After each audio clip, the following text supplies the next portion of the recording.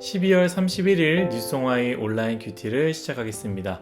오늘 큐티 본문은 디모데후서 4장 9절부터 22절까지 말씀이고요. 제가 읽을 말씀은요, 9절부터 12절까지 그리고 16절 한 절의 말씀을 읽도록 하겠습니다. 너는 어서 속히 내게로 오라. 데마는 이 세상을 사랑하여 나를 버리고 데살로니가로 갔고, 그레스게는 갈라디아로, 디모데는 달마디아로 갔고, 누가만 나와 함께 있느니라. 내가 올 때에 마가를 데리고 오라. 그가 나의 일에 유익하니라. 두기고는 에베소로 보내었노라. 16절입니다. 내가 처음 변명할 때에 나와 함께 한 자가 하나도 없고 다 나를 버렸으나 그들에게 허물을 돌리지 않기를 원하노라. 아멘. 오늘 여러분들과 함께 나눌 큐티의 제목은 교회 어려울 때 주를 위해 끝까지 함께 하는 것입니다. 교회 어려울 때 주를 위해 끝까지 함께 하는 것입니다. 샬롬, 오늘은 벌써 12월 31일 2021년의 마지막 날입니다. 언제 이렇게 시간이 지나가는지 모르겠습니다. 올해 여러분들은 어떻게 보내셨습니까? 여러분들의 1년이라는 하얀 도화지에 어떤 그림을 채워놓았고 1년이라는 흰 종이에 어떤 글씨를 써내려갔습니까? 때로는 어느 부분이 어느 때가 어둡고 슬프고 화나는 것으로 채워져 있을 수 있습니다. 그 부분만 보면 답답하고 두렵고 힘들 수도 있지만 여러분, 하나님께서 여러분들의 하루하루를 사용하셔서 1년이라는 작품을 만들어 가십니다. 또한 그 1년 1년을 매해 하나님께서 이용하셔서 우리의 인생이라는 그림과 글을 완성해 간다라는 것이죠. 완성되어야만 어떤 그림인지, 완성되어야만 어떤 글인지 알 수 있습니다. 어떤 순간에, 어떤 상황에 여러분 매몰되지 마십시오. 상처받았다고, 화가 났다고, 그곳에 또 그때에 매몰되지 마십시오. 그림에는 검은색과 같은 어두운 색깔도 필요하고요. 글에는 어두운 부분이 있어야 밝은 부분이 더 빛나기 때문입니다.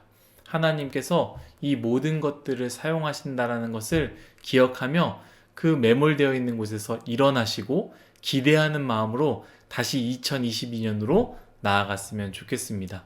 뉴송화에도 마찬가지입니다. 하나님께서 뉴송화를 통해 하나님께서 하실 새해를 기대하며 나아갔으면 좋겠습니다.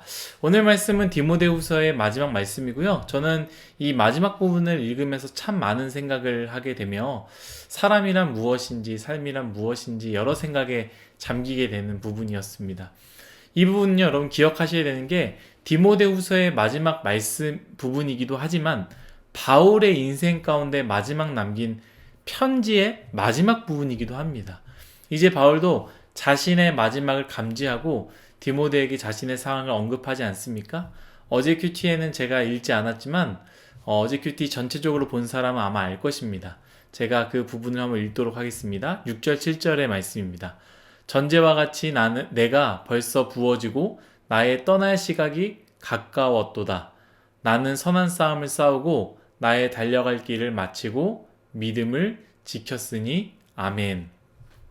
자신의 마지막, 나의 떠날 시간이 가까웠도다. 그리고 나의 달려갈 길을 마치고 믿음을 지켰으니 이렇게 말하고 있지 않습니까? 그러니 인생의 끝, 거의 마지막이라는 것을 바울은 직감하고 이렇게 마지막 편지 마무리하려고 하는데요. 그 마무리의 내용이 바로 오늘 말씀이다라는 것입니다. 9절입니다.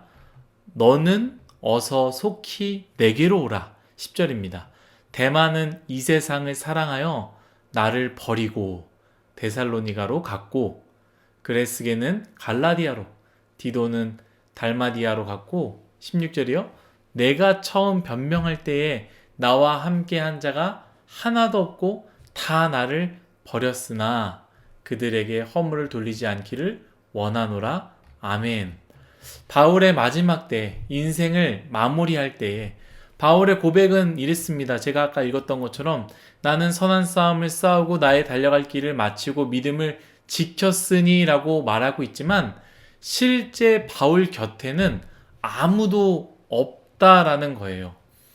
물론 바울의 사역을 돕기 위해 떠난 자들도 있었습니다. 그러나 바울이 이 부분의 포인트 16절처럼 내가 처음에 변명할 때에 나와 함께한 사람들이 지금은 하나도 없고 다 나를 버렸다라는 것이 포인트라는 것이죠.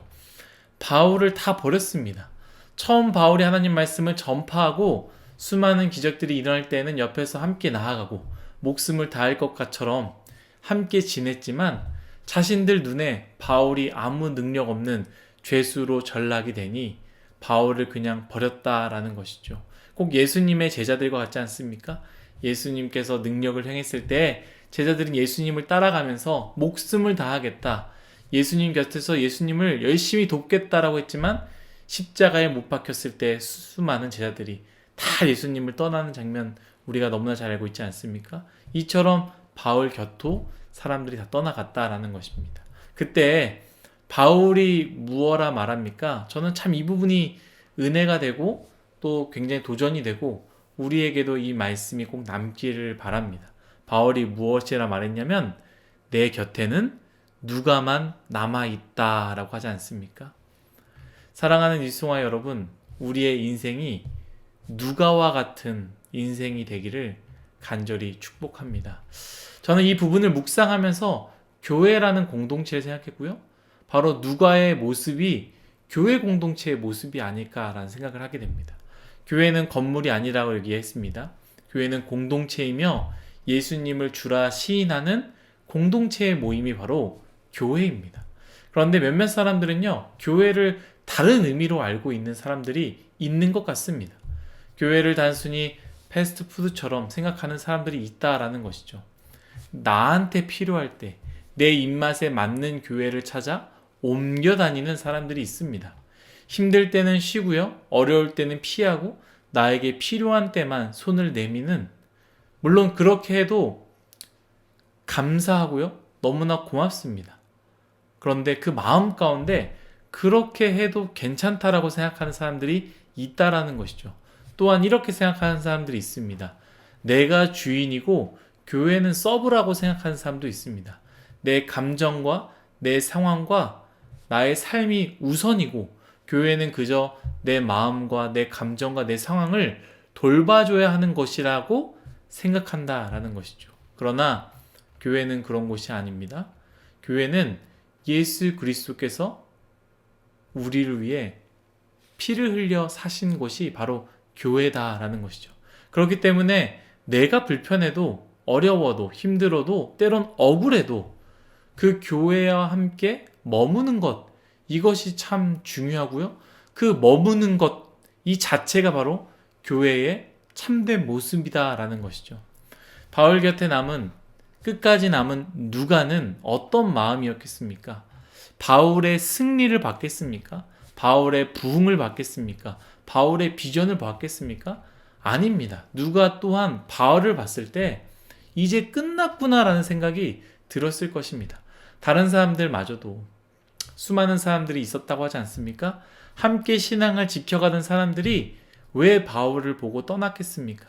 이제 바울은 끝났구나, 하나님께서 버리셨구나 라는 생각에 다 떠나는 모습을 누가는 보았습니다.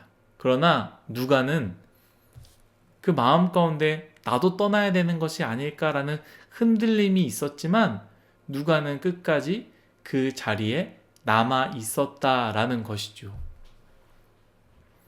그러나 누가가 바울 곁에 남은 것은 다른 것이 아닙니다. 함께 하는 것이 교회이기에 누가는 남은 것입니다. 사실 오늘 말씀은 이 교회와 상관없이 이 디모데에게 너도 와라.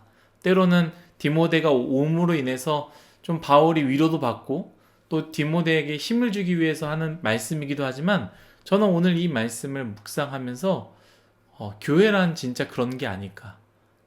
기쁠 때, 즐거울 때만이 아니라 슬프고 힘들 때, 내 삶이 어려울 때마저도 남아있는 것, 그 교회를 위해서 예수 그리스도에 남아있는 것, 그것 자체가 교회의 본질이 아닐까라는 생각을 하게 됩니다. 왜입니까?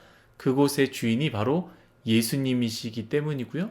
예수님께서 그 교회를 위해 피를 흘리셨기 때문이다라는 것이죠. 여러분, 화려하고 좋을 때 남는 것, 잘 되고 부흥할 때 잘 출석하는 것, 아름답고 재미있을 때 그 자리를 지키는 것, 그것도 정말로 귀합니다. 그러나 교회는 그것들이 목적이 아니라 예수님 때문에 남는 것이다 라는 것이죠.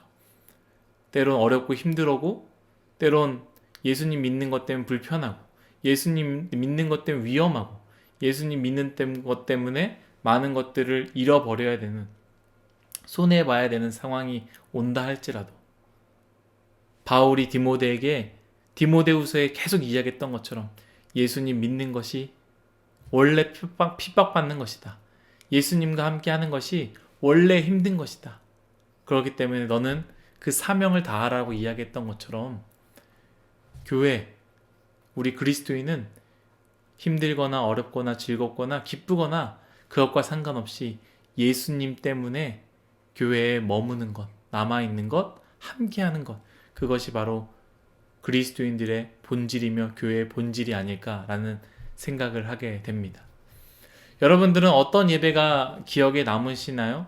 어떤 신앙생활 했을 때가 재미있고 행복했나요? 외국에 나갔을 때, 같이 단기 선교 갔을 때 여러 가지가 생각나겠지요. 저는 호주에서 신앙생활 했을 때가 참 기억이 납니다. 어떤 때냐? 금요일 저녁 집회에 저와 제 아내, 청년 2명과 반주자 1명이서 이렇게 5명이서 저녁 예배를 드렸던 그 시간이 여전히 많이 생각이 나고요. 기억에 남습니다. 화려하지도 않았고요. 멋지지도 않고 솔직히 말해서 은혜 받았다라는 것도 없었습니다. 그러나 저는 분명하게 말할 수 있는 것이 그때가 바로 그 순간이 진짜 교회였다라는 것이죠. 사랑하는 일송아 여러분, 누가와 같은 인생이 되시기를 간절히 바랍니다. 예수 그리스도 때문에 예수님과 함께 남으십시오. 그것이 교회입니다. 예수 그리스도 때문에 예수님과 함께 걸어가십시오. 그것이 교회입니다.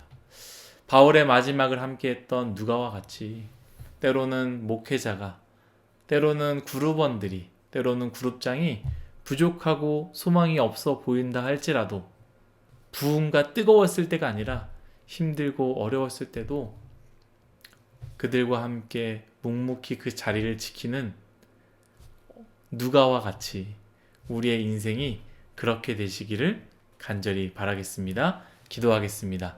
신실하신 하나님 감사합니다.